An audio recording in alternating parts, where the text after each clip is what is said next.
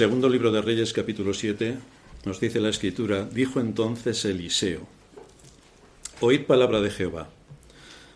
Así dijo Jehová: mañana a estas horas valdrá el seah de flor de harina 1 siclo y 2 seahs de cebada 1 siclo a la puerta de Samaria. Y un príncipe sobre cuyo brazo el rey se apoyaba respondió al varón de Dios y dijo: si Jehová hiciese ahora ventanas en el cielo, ¿sería esto así? Y Eliseo le dijo: he aquí tú lo verás con tus ojos, mas no comerás de ello. Había a la entrada de la puerta 4 hombres leprosos, los cuales dijeron el uno al otro: ¿para qué nos estamos aquí hasta que muramos? Si tratáremos de entrar en la ciudad, por el hambre que hay en la ciudad, moriremos en ella, y si nos quedamos aquí, también moriremos. Vamos pues ahora y pasemos al campamento de los sirios. Si ellos nos dieren la vida, viviremos, y si nos dieren la muerte, moriremos. Se levantaron pues al anochecer para ir al campamento de los sirios, y llegando a la entrada del campamento de los sirios, no había allí nadie, porque Jehová había hecho que en el campamento de los sirios se oyese estruendo de carros, ruido de caballos y estrépito de gran ejército, y se dijeron unos a otros: he aquí el rey de Israel ha tomado a sueldo contra nosotros a los reyes de los heteos y a los reyes de los egipcios, para que vengan contra nosotros. Y así se levantaron y huyeron al anochecer, abandonando sus tiendas, sus caballos, sus asnos y el campamento como estaba, y habían huido para salvar sus vidas. La guerra es siempre horrible. En una mente medianamente normal, la guerra es algo inadmisible. El asunto entonces es por qué razón el ser humano atenta contra su semejante y no lo hace solamente con injurias y calumnias, a lo que el Señor admite que esto es un asesinato moral, sino también en campañas bélicas que arrasan poblaciones completas, ejecutan a todos sus habitantes, los descuartizan o se los llevan, como ocurría en la antigüedad, como esclavos. O un asunto más civilino todavía: ¿por qué los dirigentes de los países experimentan con sus propios ciudadanos provocándoles la muerte? ¿Por qué? ¿Qué es lo que hay en una conciencia que practica todo esto sin ningún pudor? El ser humano se pregunta, los que sufren y padecen todo esto se preguntan: ¿pero dónde está Dios en todo esto? ¿Por qué permite tanto sufrimiento? ¿Por qué permite que las naciones y las personas sucumban ante tanta maldad? ¿Dónde está Dios? La pregunta más bien sería: ¿dónde estás tú? Es una pregunta que todo ser humano se debería hacer. ¿Dónde estás tú? Si se ha decidido raer el nombre de Dios de la faz de la tierra, como ha ocurrido, si se desprecia su palabra, como ocurre, y si se actúa en contra de todos y cada uno de los mandamientos, como ocurre, desde luego no podemos esperar otra cosa distinta a lo que pasa. E incluso lo que pasa es poco para lo que debería pasar. Incluso lo que pasa es poco. En los primeros capítulos de Génesis, cuando Dios acababa de crear al hombre y todo era absoluta perfección, se produce la caída. Eva escucha el engaño de Satanás y lo cree. Y Satanás hoy sigue hablando perfectamente en todos los ámbitos, absolutamente en todos. Eva habla con su marido y acepta lo que Eva había hecho.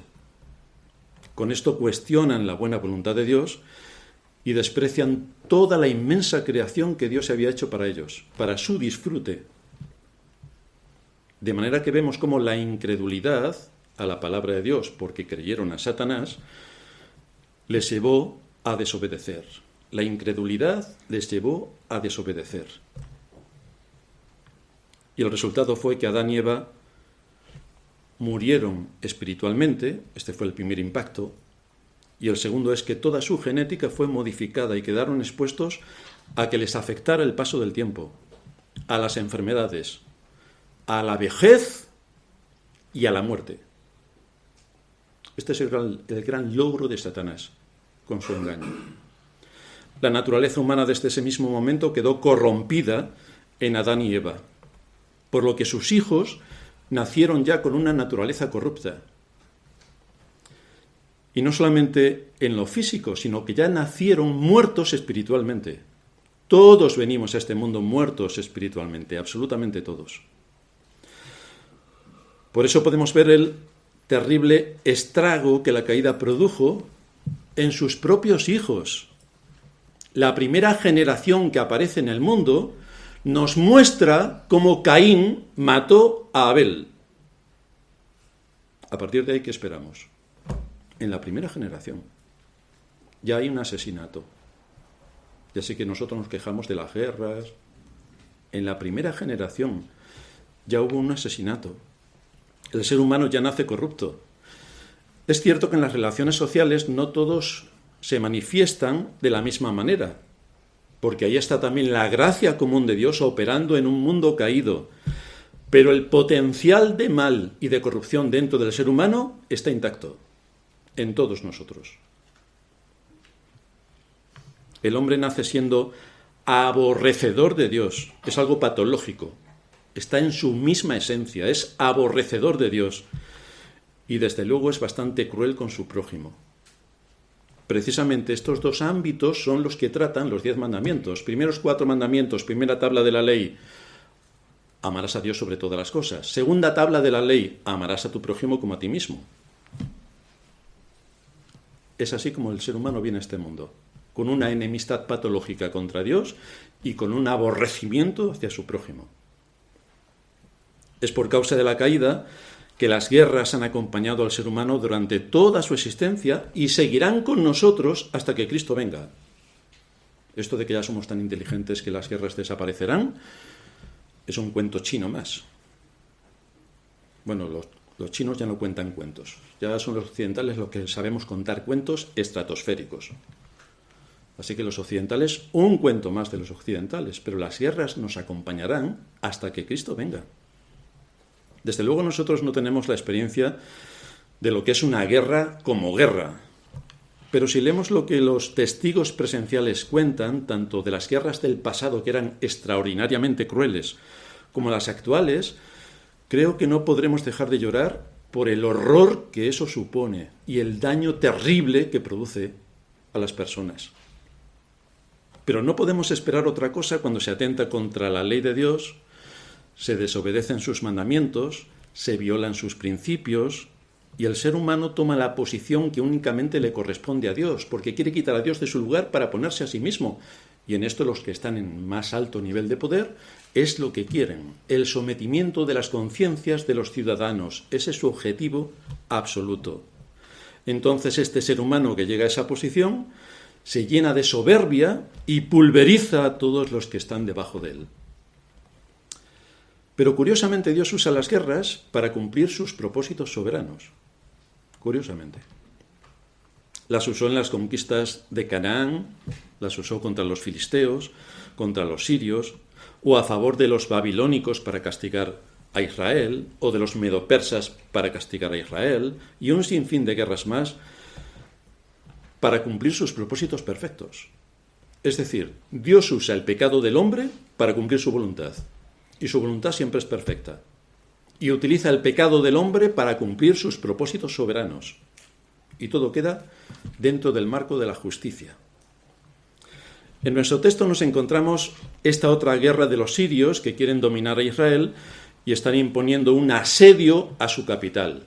Evidentemente, cualquier estratega medianamente inteligente, lo primero que hace en una capital es cortar sus vías de acceso para que se queden sin alimento, y entonces, ¿para qué va a gastar fuerzas, energía, soldados que puedan morir en el cuerpo a cuerpo dentro de una ciudad? Si corta los accesos de esa ciudad, solamente tiene que esperar y allí se muere absolutamente todo. Ya vimos cómo una mujer coció a su propio hijo para comer. Hasta ese punto llegó el asedio a Samaria. También vimos cómo el rey de Israel, lejos de pensar que todo aquello era el castigo por su apostasía, porque ¿cómo va a conectar una cosa con la otra? Se parece a la cristiandad de nuestros días. ¿Cómo van a conectar en la cristiandad lo que ocurre en el mundo con la situación real y espiritual de la propia Iglesia?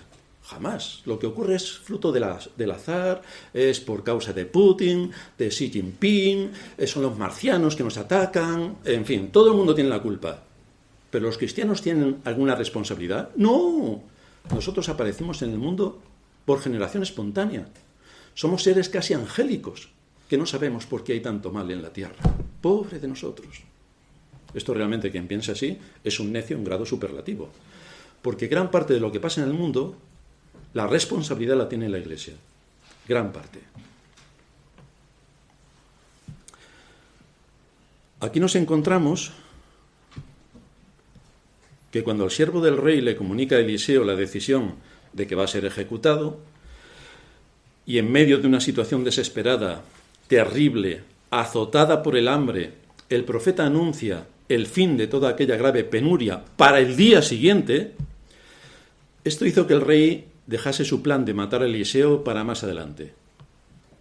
Así que hoy vamos a ver cómo en nuestra secuencia histórica nos encontramos con dos aspectos que sobresalen, que son los 2 puntos de nuestro sermón. En primer lugar, veremos el efecto de la incredulidad y en segundo lugar vamos a ver el efecto de la esperanza.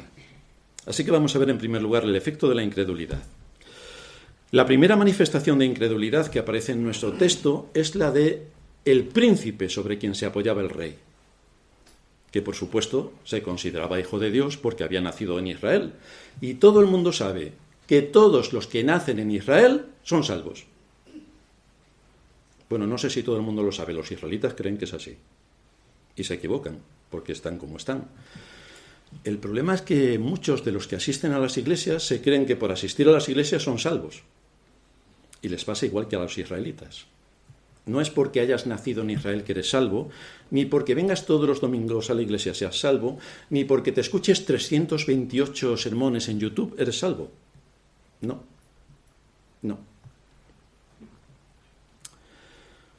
Un príncipe sobre cuyo brazo el rey se apoyaba respondió al varón de Dios y dijo, aquí está la muestra de la incredulidad, si Jehová hiciese ahora ventanas en el cielo, ¿sería esto así? Y Eliseo le dijo, he aquí tú lo verás con tus ojos, mas no comerás de ello. Este hombre dudó por completo de la palabra de Dios que le llegó a través de un profeta que siempre había sido un fiel transmisor de las Escrituras y de la revelación de Dios.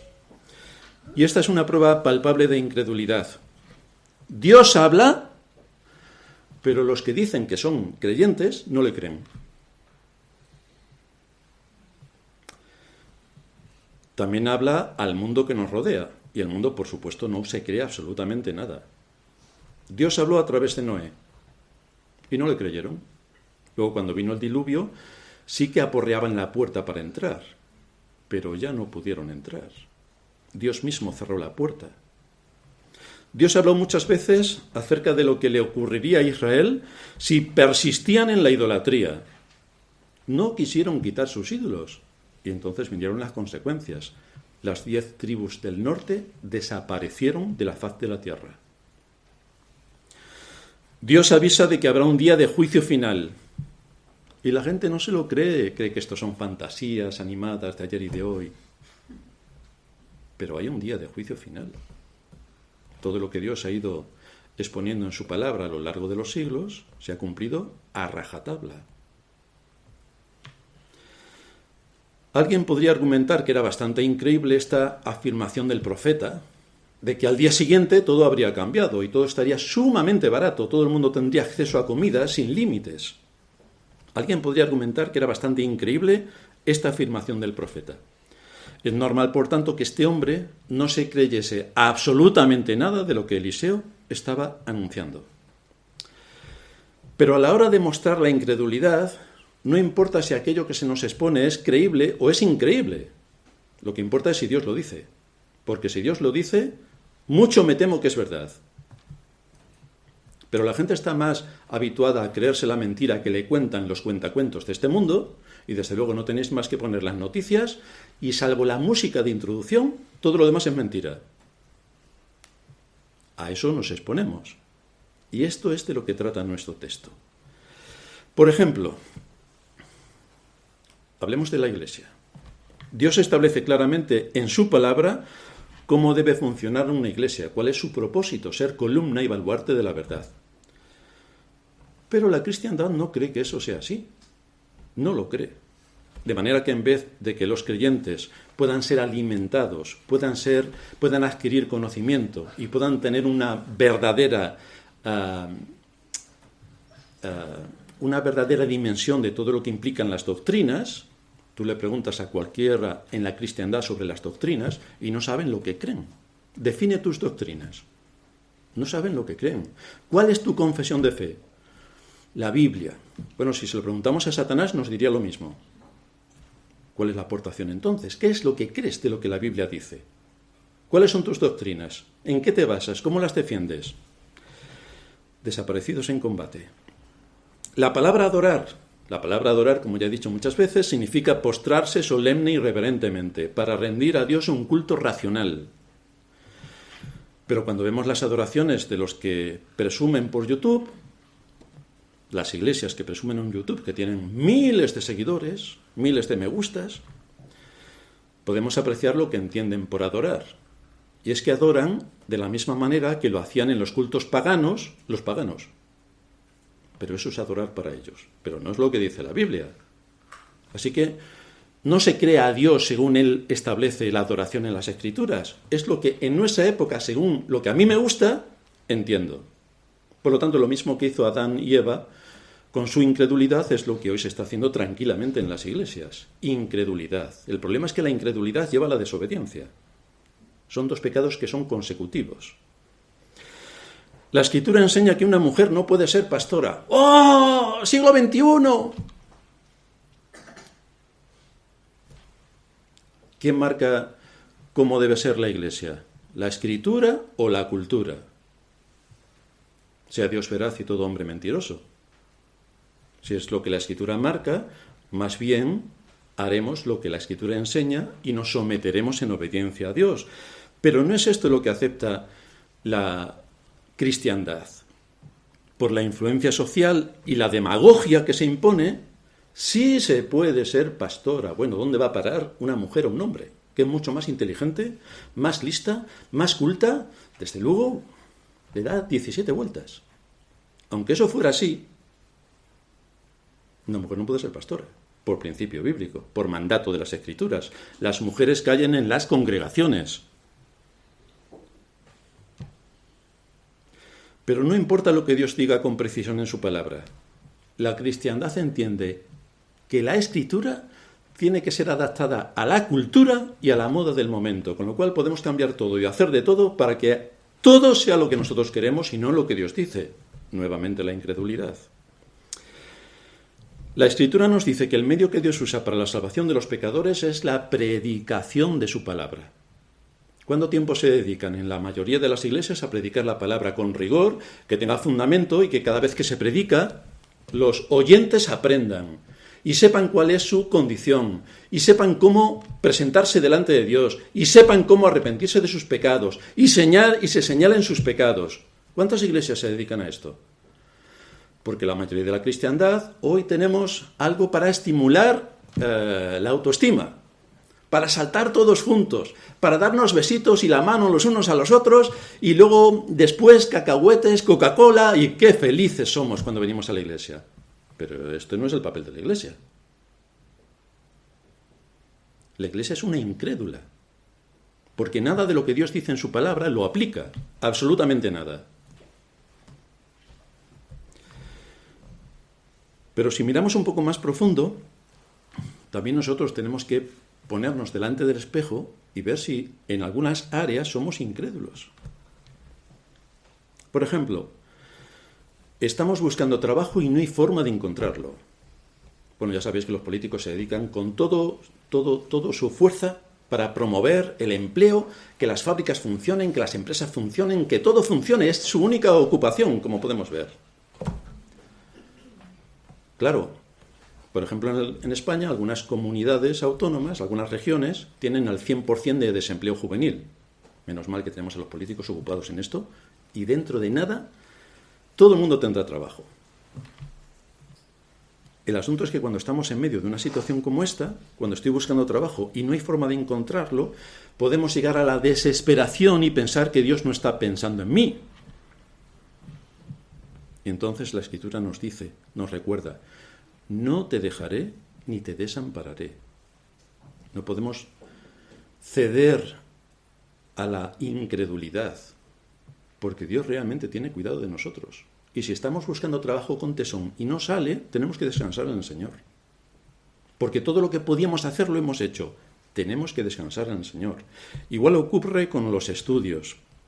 Muchos de vosotros estáis estudiando carreras difíciles, estáis empeñados en sacar adelante los cursos para obtener vuestra titulación, estáis estudiando a fondo y posiblemente después de estudiar y estudiar y estudiar y noches en vela estudiando, suspendéis. Pues ahí tenemos que aplicar la Escritura que dice, no desmayes, yo soy tu Dios. Tú has hecho todo lo que estaba en tu mano. Ya el resto queda en el ámbito de la providencia divina.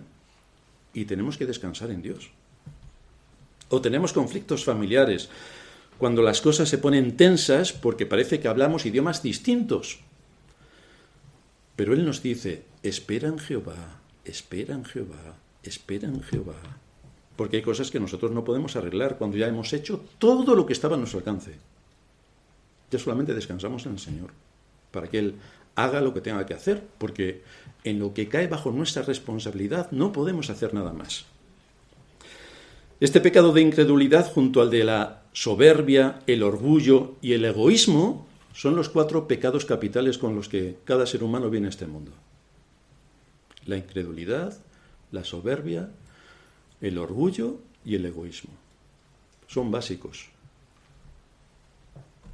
Y contra los que la Escritura nos exhorta frecuentemente, para que combatamos contra ellos. La batalla contra la incredulidad es continua y nos afecta por lo que nuestro corazón es, que es incrédulo a la verdad. Ahora, es crédulo a la mentira de una forma espantosa. Nos cuentan cualquier cuento y nos lo creemos. Se nos abre la palabra de Dios y nos muestra la verdad de las Escrituras y empezamos a desconfiar. Desconfiar del Dios de las Escrituras. Pero esto es terrible. Pues es así como está la cristiandad. No creemos que en esta guerra podemos ser neutrales. Pero en realidad somos neutrales. Queremos ser neutrales. Estar en paz con el mundo, con la carne y el diablo. Y a la vez estar en paz con Dios. Pero esto no funciona. En esta guerra la neutralidad no existe. No tenemos una alternativa ni una opción para evitar no confiar en Dios. O confiamos en Dios o confiamos en Satanás, pero no hay más alternativa. Tenemos que recordar quién es Dios y qué grandes cosas ha hecho con nosotros en el pasado. Tenemos que recordar qué es lo que Dios ha hecho a lo largo de toda la historia, en lo que aprendemos de las Escrituras. Y tenemos que recordar qué ha hecho en nuestras vidas, si las analizamos con un poco de perspectiva. Vamos a analizar qué ha hecho Dios con nosotros. ¿Dónde nos hizo nacer? ¿En qué país nos hizo nacer? ¿En qué familia nos hizo nacer? ¿Cómo nos llegó el Evangelio? ¿Y cómo nos ha tratado? ¿Cómo nos ha puesto en el camino para que vayamos en dirección a la vida eterna?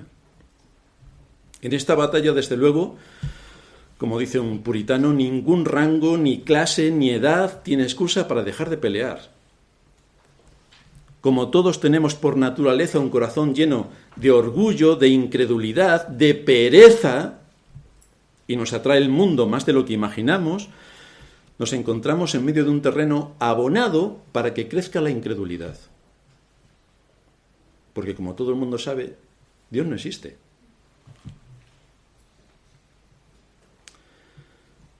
Esta batalla contra la incredulidad no admite tregua. Tenemos que llevarla a cabo entre semana, al igual que los domingos. En privado, al igual que en público. Porque todo influye para alimentar la incredulidad. El enemigo no descansa. No se va de fiesta y además nunca duerme. Es lo contrario a lo que hace el cristiano. Siempre está descansando, es un perezoso y duerme sin parar. No se ocupa de las cosas que tienen que ver con la eternidad. sino que se deja llevar por los vaivenes de este mundo, las modas de este mundo, los pesares de este mundo, el cuento de este mundo. Que no presentemos batalla contra la incredulidad, que pone en duda la palabra de Dios, las promesas de Dios, la soberanía de Dios, su justicia y su gracia, implica caer en el estado en el que cayó este pobre hombre príncipe, que aunque era príncipe, acabó siendo presa de su incredulidad. Y esto tuvo consecuencias. No aceptó ni creyó lo que Eliseo, el mensajero de Dios, le estaba exponiendo. Por tanto, la palabra firme que se añadió es que sus ojos lo verían, pero no participaría de nada. Jerusalén, Jerusalén, ¿cuántas veces quise juntarte como la gallina junta sus polluelos y no quisiste? No quisiste. Se anuncia la palabra de Dios al pueblo de Dios y resulta que el pueblo de Dios no quiere oír la palabra de Dios. Esto es lo que está diciendo el Señor en el texto que leíamos de introducción. Y esto es lo que ocurre aquí porque este hombre, claro, tenía la salvación porque era israelita. La advertencia que sobresale de este ejemplo es bastante severa y debería producir un profundo impacto en cada uno de los que nos exponemos a la predicación de la palabra. Porque puede haber muchos que digan, Señor, Señor, como lo que leíamos también en la lectura de introducción, Señor, ábrenos, Señor, ábrenos. Y él diga, nunca os conocí. Pero Señor, si comimos contigo, si bebimos contigo, si estuvimos contigo, no sé quiénes sois. ¿Te imaginas que después de llevar toda la vida en la iglesia, cuando te presentes delante de Dios te diga, no sé quién eres? No sé quién eres. Porque te has dejado llevar por tu deseo, por tu interés, por tu incredulidad, por tu soberbia, por tu justicia propia. No sé quién eres. Es algo realmente terrible que alguien se pase toda su vida en una iglesia creyendo que va camino al cielo y va camino al infierno. Porque la palabra no tuvo fruto en su corazón.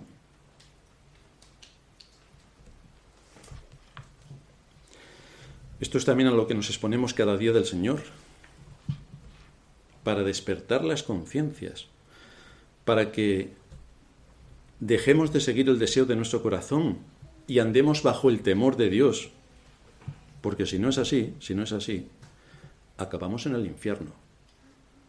Muchos dirán, pero yo llevo razón defendiendo esto y lo otro. Bienvenido al infierno, llevas toda la razón en el infierno. Así que esto es algo que debemos considerar y a lo que nos exponemos cada día del Señor. Somos convocados en este día para pasar una buena sesión de entretenimiento. Es con esta disposición con la que venimos. Voy a entretenerme en la iglesia, voy a pasármelo bien, voy a disfrutar, voy a estar aquí saltando y haciendo todo tipo de piruetas. Quizá algunos vengan a reunirse en el Día del Señor para buscar faltas o fallos en esto o aquello, y entonces eso le lleva a tener un mal corazón contra el pastor o contra ciertos hermanos, porque hacen esto o aquello, y entonces se sientan a buscar los fallos. Esto es un síntoma muy peligroso porque evidencia que el corazón no está en su sitio. Por muchas excusas que se quieran poner, el corazón no está en su sitio. Aquí hoy no estamos jugando. Cada día del Señor que somos convocados, y cada vez que uno de nosotros, de los que predicamos, se sube al púlpito para exponer la palabra, no es para entretener a las cabras, es para alimentar a las ovejas, como diría Spurgeon. Este es nuestro propósito cada vez, y lo hacemos con bastante responsabilidad. Así que aquí hoy no estamos jugando, sino que estamos exponiendo un mensaje eterno que con claridad anuncia el día del juicio. Él ha prometido grandes bendiciones para su pueblo, así que asegúrate que formas parte de ese pueblo. Únete al pueblo de Dios, intégrate en el pueblo de Dios, ama al pueblo de Dios, contribuye con el pueblo de Dios, edifica al pueblo de Dios, alimenta al pueblo de Dios. Pero no te sientes a criticar, desde luego sin hacer nada, solo criticar. porque entonces tenemos un cáncer dentro de la Iglesia que lo vamos a extirpar, o el Señor lo extirpará. Porque si alguien no viene con una buena disposición, ¿con qué argumentos te presentarás ante Dios el día que te llame? ¿Cuáles son tus argumentos? ¿Cómo te presentarás? ¿Como hacedor de la palabra o como oidor? Oidor. Pero Satanás también es oidor.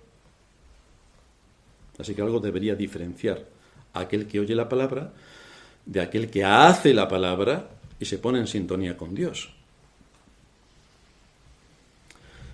Lo que sobresale de fondo en esta escena, que aparece aquí en las Escrituras, es que nos encontramos a un príncipe que, como miembro del pueblo de Israel, esperaba no solo tener la salvación, porque era israelita, sino también una larga vida. Pero resultó que su incredulidad provocó la evidencia de que no era salvo y, por supuesto, que al día siguiente moriría. Y por contrapartida, nos vamos a encontrar, en segundo lugar, un contraste radical. Y es que vamos a ver a unos leprosos que están esperando la hora inminente de su muerte, pero que van a vivir para ver el cumplimiento de la promesa de Dios. Así que el que esperaba tener todo a su alcance, siendo príncipe de Israel, y tener una larga vida y la entrada en la tierra prometida, resultó que al día siguiente ya estaba muerto, y los que esperaban morir, tanto de hambre o ejecutados por los sirios, resultó que vivieron. Y esto nos lleva a nuestro segundo punto, el efecto de la esperanza. Para darle esperanza a su pueblo, Dios envió mensajeros que fueron usados por él para mostrar su increíble misericordia.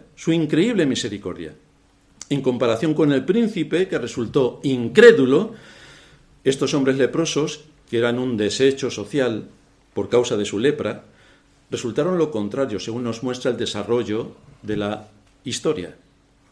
A menudo los métodos divinos aparecen de forma oscura ante nuestra vista. Pero fijaos que cuando se escribe esta historia, o cuando se escriba nuestra historia, las cosas aparecen diferentes desde la perspectiva divina, porque Dios usa otros parámetros. Por ejemplo, todos sabemos qué clase de persona era David. Todos dicen, era un adúltero. Pero hay cosas peores que ser adúltero. Era un asesino que mató al marido de Betsabé. Era un engañador que se fue con los filisteos y estuvo conviviendo con los filisteos para atacar al reino de Israel. Pero también, y es lo que sobresale en la figura de David, su arrepentimiento fue más grande que su pecado. Por esto Dios no se acuerda de sus pecados, como Él promete en las Escrituras, los enviaré a lo profundo del mar. Dios no se acuerda de sus pecados, sino que nos dice, por ejemplo, en Hechos 13:22, escribiendo acerca de David, cuando quitando a Saúl, Dios les levantó por rey a David, de quien dio también testimonio diciendo, Hechos 13:22, he hallado a David, hijo de Isaí, varón conforme a mi corazón, quien hará todo lo que yo quiero. Así lo ve Dios a David, así lo ve. Hechos 13:34. Y en cuanto a que le levantó de los muertos para nunca más volver a ver corrupción, lo dijo así, os daré las misericordias fieles de David. Otra vez lo pone en el escaparate para mostrarnos un hombre digno de ejemplo. En Hechos 13:36, porque a la verdad David, habiendo servido a su propia generación según la voluntad de Dios, David sirvió a su generación según la voluntad de Dios, durmió y fue reunido con sus padres. De manera que aunque nosotros podemos pensar una cosa de David, sin embargo, el corazón de este hombre era temeroso de Dios. Siempre se arrepintió de sus pecados. Siempre. A la primera que tuvo la indicación de que había pecado, se arrepintió.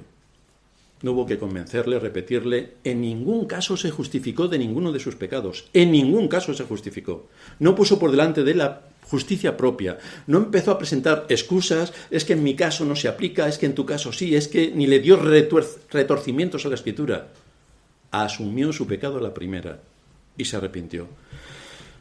Por esa razón, Dios lo ve a través del sacrificio de Cristo. Ve a un hombre recto, que lleva a cabo su voluntad en medio de la generación en la que le tocó vivir. Pero no os quepa duda que aunque cada uno de nosotros pueda ver su propia historia de forma miserable y llena de dudas, de temores, de caídas, si es un verdadero creyente, no es así como se contará tu historia. No es así como se contará tu historia. El perdón de nuestros pecados y la salvación que en Cristo nos ha sido dada mostrarán cuál fue el alcance de tu existencia en este mundo. Lo que supuso para la extensión del Evangelio, aunque a ti te parece que no estás haciendo nada. Lo que supuso en los planes de Dios para también exponer a las personas al día del juicio con un dedo acusador porque recibieron tu testimonio y tus palabras que hablaron de Cristo y las desoyeron. En ese día también tus palabras exhortando a otros aparecerán contra otros porque tuvieron la ocasión de escuchar lo que Dios les estaba hablando. Recordad que el Señor dice que ni un vaso de agua quedará sin recompensa. Así que todo lo que hacemos en este mundo se mirará desde otra perspectiva. Y es a través de lo que Cristo hizo para nosotros. Así nos ve Dios. Había a la entrada de la puerta 4 hombres leprosos, los cuales se dijeron el uno al otro: ¿para qué nos quedamos aquí hasta que muramos? Podemos imaginarnos instrumentos más inútiles para que Dios los usase como medios y que trajeran esperanza al pueblo de Samaria. ¿Había algo más inútil que estos leprosos? Estos hombres estaban marginados, eran despreciados, privados de cualquier contacto con sus semejantes, alejados de la sociedad en todos sus ámbitos. Eran leprosos y por tanto excluidos de la ley según se establecía, excluidos por la ley según se establecía. Pero aquí vemos cómo a Dios no le importó usar estos hombres desahuciados y condenados a muerte por su propia enfermedad para traer esperanza a Samaria. Y es así como todos nosotros estamos. Somos leprosos espirituales, pero de quienes Dios ha tenido misericordia y nos ha traído a la salvación, a los leprosos. Dios nos ha traído a la salvación. Lo ha hecho sin mirar nuestra lepra, sino aplicándonos el sacrificio de Cristo, derramando sobre nosotros su gracia, dándonos el don de la fe y del arrepentimiento, y trayéndonos así a la salvación por medio de la operación que su Espíritu lleva a cabo en todos aquellos que el Padre le dio a Cristo. Esto nos lleva a poder transmitir de generación en generación la palabra de Dios. La Iglesia nunca va a ser destruida, sino que aunque quede un pequeño reducto, la palabra de Dios seguirá prosperando en medio de este mundo. Estos hombres leprosos, nos dice la Escritura, que estaban a la entrada de la puerta de Samaria, lo que implica que evidentemente estaban fuera de la ciudad, no podían entrar. Esto nos muestra una situación bastante curiosa e inconsistente que funciona perfectamente en el ser humano. Fijaos, estos samaritanos, estos israelitas, eran idólatras, apóstatas, no le hacían ningún caso a la ley de Dios, les importaba absolutamente nada y vivían tan tranquilos. Ahora, sí que aplicaban la ley ceremonial con estos leprosos, porque estaban fuera de la ciudad. Aquí aplicaban el texto de Levítico, capítulo 13, versículo 46. La ley ceremonial para los leprosos se aplicaba. Y ya no se acordaban de ninguna otra ley. De la ley moral, ¿para qué acordarnos? Si vamos en contra de toda ella. Pero la ley ceremonial sí. Este aspecto también lo vemos ilustrado en el mundo cristiano. La gente es escrupulosamente buenista. Esto es lo que encontramos en la cristiandad. Es escrupulosamente buenista. Pero no es escrupulosa con guardar el día del Señor, que aparece, curiosamente, qué casualidad, en el 4º mandamiento. No. El día del Señor no hay por qué guardarlo, porque fijaos todo lo que hace el mundo en el que vivimos, que viola el día del Señor y están tan campantes, por lo tanto los cristianos, ¿por qué no van a violar el día del Señor y quedarse tan tranquilos? Así que son escrupulosos buenistas, pero no son escrupulosos con el día del Señor, no lo guardan. Tampoco son escrupulosos con los diezmos, que es una enseñanza que parte de las Escrituras. Los diezmos no. Entonces se asemejan al personaje de el Señor de los Anillos y están, mi tesoro es mío, mi tesoro. Y se quedan con su dinero. Pues como dijeran los apóstoles, con tu dinero perezcas. Pero una enseñanza de la Escritura es que hay que diezmar. No es que te dé la opción de si te parece, te viene bien, depende de los gastos que tengas este mes. No, la Escritura dice que hay que diezmar. Pero esto la cristiandad tampoco lo ve muy así. Entonces, que Dios bendiga a la Iglesia, que Dios traiga hombres para que prediquen, que Dios aumente a aquellos que van a dirigir la mies, pero hay que pagarlos. Entonces no, entonces que se lo paguen ellos.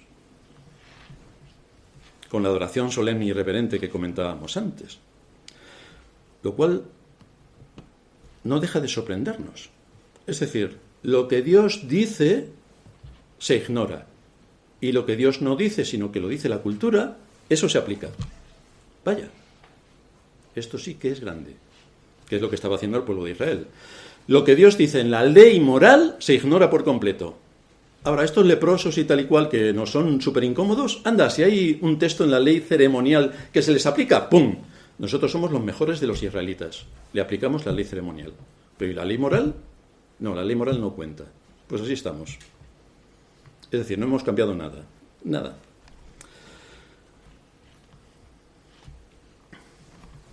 Otra cosa, gran aportación que hace la cristiandad en nuestros días, y me refiero a la evangélica, es que dicen que después de que te has convertido, después de que tú te has convertido,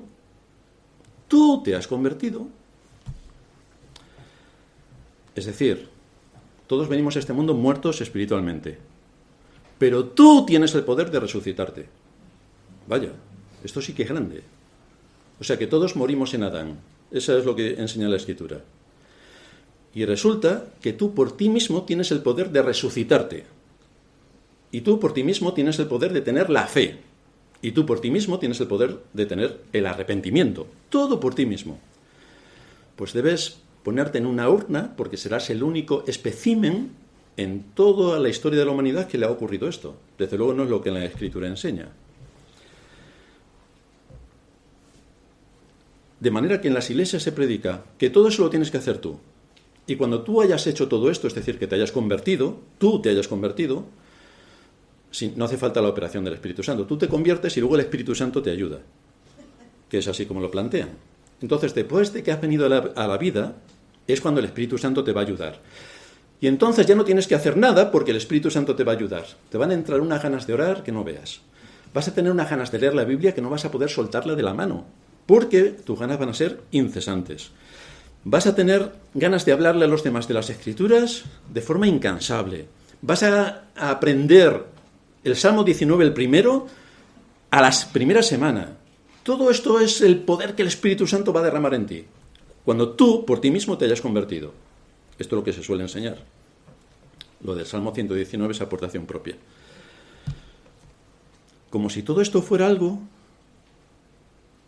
es decir, lo de orar, lo de someterse a la disciplina de leer las Escrituras, la disciplina de meditar en el sermón que cada día del Señor escuchamos, como si todo esto surgiera de forma natural e innata en el ser humano, sin planificación, sin esfuerzo, sin trabajo, sin constancia, nada, todo lo hace el Espíritu Santo.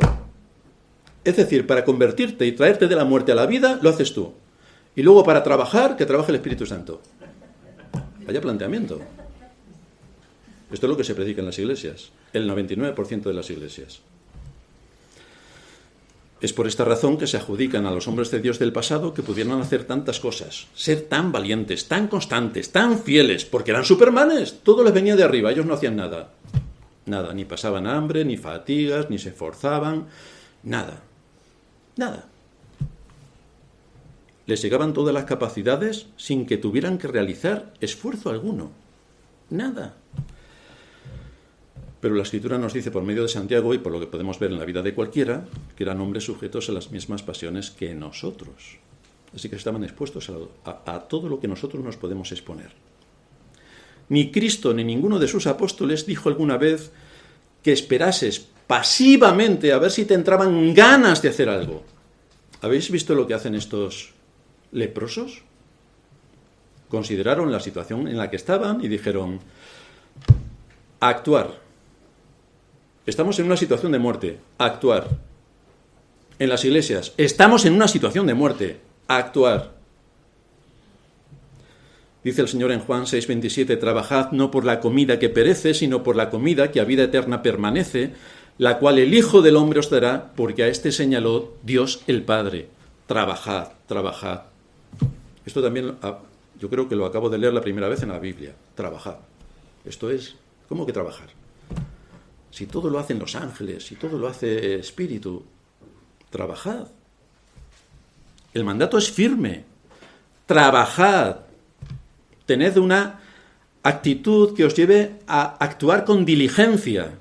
Poned todos vuestros sentidos en algo de suma importancia, porque en ellos va la vida eterna. Es que de eso es de lo que estamos hablando, de la vida eterna. Aquí tenemos nuestras cositas, que ha pasado esto, lo otro, no sé qué. La vida eterna. Que estamos siendo expuestos a la vida eterna, que dentro de nada no vamos a estar aquí, que nos espera la vida eterna. Este es el reclamo continuo al que nos lleva la Escritura.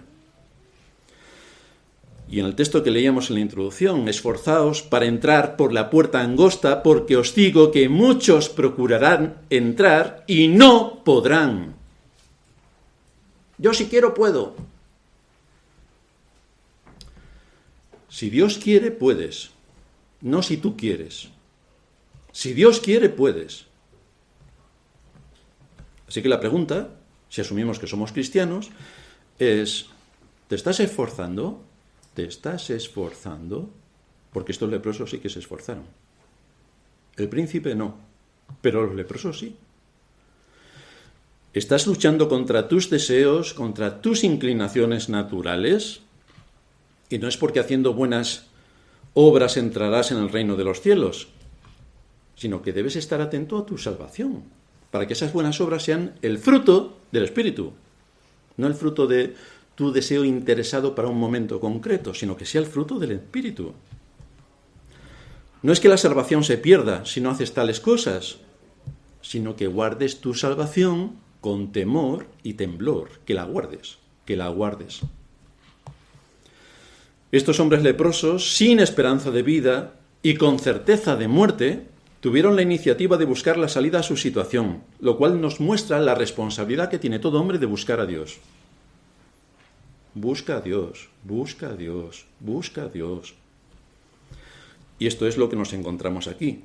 Estos hombres eran conscientes de su muerte, por lo tanto actuaron. Había a la entrada de la puerta 4 hombres leprosos, los cuales se dijeron el uno al otro, ¿para qué estamos aquí hasta que muramos? Si tratáremos de entrar en la ciudad por el hambre que hay en la ciudad, moriremos en ella. Y si nos quedamos aquí, también moriremos. Vamos ahora y pasemos al campamento de los sirios. Si ellos nos tienen la vida, viviremos. Y si nos tienen la muerte, moriremos. Estos hombres, en primer lugar, reconocieron lo desesperado de su situación y asumieron que quedarse sin hacer nada mostraba que eran unos inútiles. Por lo tanto, actuaron. Así que es una llamada también para todos nosotros. ¿Podemos estar sin hacer nada? ¿Siendo inútiles? ¿Inútiles? ¿Inútiles? ¿Inútiles? Dios es soberano para salvar a quien le place, y eso entra dentro de sus decretos eternos. Pero esto no implica que el hombre no sea responsable de buscar a Cristo, que hoy llega hasta los confines de la tierra, y hoy se predica también, como el resto de domingos, desde el púlpito de esta iglesia. Es responsable de buscar a Cristo y de encontrar en Cristo el alimento para su alma, y que no sea responsable en los altos, y que no sea responsable en otras áreas, sino en los altos compromisos que tiene con Cristo. En el día del juicio, nadie podrá justificarse delante de Dios diciendo, pues yo no sabía que esto era así. Es como si no pagas tus impuestos a Hacienda y luego dice, pues yo no sabía que no había que pagar impuestos. Sí. Nadie se va a poder presentar delante de Dios que no tenía conocimiento de Dios, porque Él se ha revelado. Nadie podrá decir, a mí no me llamaste, porque es el deber de todo ser humano buscar a Dios. Fijaos en estos leprosos. No tenían ninguna invitación de los sirios. Los sirios no dijeron, oye, si hay algún leproso en Israel, por favor, que venga, que les vamos a atender. No tenían ninguna invitación. Y a pesar de eso fueron. En cambio, todos los hombres tienen la invitación de Cristo, que les dice, si alguno tiene sed, venga a mí y beba, y no van. Y no van. Ahora bien, en el caso de los leprosos conocían perfectamente su necesidad y sabía que eran leprosos y que una muerte inminente les amenazaba cada día. El problema del ser humano es que no quiere reconocer cuál es su situación, porque en general, como todo el mundo sabe, somos buenas personas. Le preguntas a cualquiera por la calle y es buena persona. Y veréis que en todos los entierros a los que podáis ir, la gente dice, era buena persona. Todos los muertos eran buenas personas. Cuando estaban vivos, pero se han muerto, era buena persona. El mundo en general tiene asumido que si existe un Dios en el cielo, pues se le van a perdonar. Claro que sí, porque Dios es bueno y perdonador. Y eso sí que se lo saben de memoria. Asumen que no hay nada malo en él y que lo poco que pudiera tener de malo esa persona podría ser pasado por alto porque, hombre, Dios perdona a todo el mundo. Si Dios es bueno, ¿cómo no va a perdonar a todo el mundo? El problema no es que esto lo crea el mundo impío, que no tiene ni idea de nada. El problema es que esto se lo crea la cristiandad. Este es el problema. La cristiandad es expuesta cada día del Señor a su palabra. Bueno, esto es mucho decir. Debería ser expuesta cada día del Señor a su palabra. Pero la cristiandad en general cierra sus oídos para no aplicar la palabra. O bien porque tienen resentimiento hacia el predicador, por prejuicios hacia la escritura, por su incredulidad maquillada. Por lo tanto, anulan el impacto de la palabra y quedan expuestos a la misma situación que este príncipe de Israel. No entrarán a formar parte de la tierra prometida. ¡Pero soy príncipe! No entrarás a formar parte de la tierra prometida. ¿Y a qué conclusión nos lleva todo esto? Mientras que los leprosos conocían su situación y buscaban una alternativa para vivir algunos días más, el ser humano quiere ignorar voluntariamente su situación en algo que le afecta a la vida eterna. Parece que no le importa. Comamos y bebamos que mañana moriremos y que, como todo el mundo sabe, después de la muerte no hay nada, pasamos a estado vegetativo. Esto es lo que hace la ignorancia. Esto es lo que hace desconocer las altas demandas que la ley de Dios exige para poder presentarnos delante de un Dios que es 3 veces santo, que es infinitamente justo, que no dará por inocente al culpable y que aborrece el pecado, es decir, que se viole la ley, lo aborrece. Por otra parte, este asunto de la vida eterna debería impactar de tal manera en los creyentes que su temor de Dios fuera algo más que evidente. Fuera algo más que evidente. Estamos hablando de que en cualquier momento Dios nos puede llamar ante su presencia. Y viviendo en esta época parece cada día más claro y evidente. Entonces el asunto es, ¿estás preparado para que te llame el Señor en cualquier momento? ¿Tienes tus cuentas arregladas? ¿Tienes todo listo para que si faltas mañana todo pueda seguir funcionando como si no hubiera pasado casi nada? ¿Tienes lista tus cuentas con tu Creador? Cuando allá se pase lista, como estábamos cantando antes, ¿tú estarás? ¿Estás seguro? ¿Tienes la confirmación del Espíritu de Dios que es así y razones que lo demuestren? ¿Argumentos contundentes que lo evidencien? Porque si solamente es tu sentimiento, no podemos contar con mucho. El creyente asume que como va camino al cielo, poco importa su conducta en la tierra mientras que la pueda justificar. Porque asume que es salvo, como hacía el príncipe. Yo por nacer en Israel ya soy salvo. Y tú por venir a la iglesia eres salvo. Eso es lo que se asume. Pero eso es así. Así que el supuesto creyente comete todo tipo de desmanes, cayendo en la trampa del diablo que le lleva con ayuda de su propio corazón, que siempre está involucrado en todo, a actuar como si fuera un impío más. Y la pregunta entonces es, ¿también los creyentes carecen de sentido común para posicionarse al mismo nivel de los impíos en su conducta y en sus relaciones con el prójimo? ¿Tanto aborrecen a Dios que no se rigen por los mandamientos de Dios?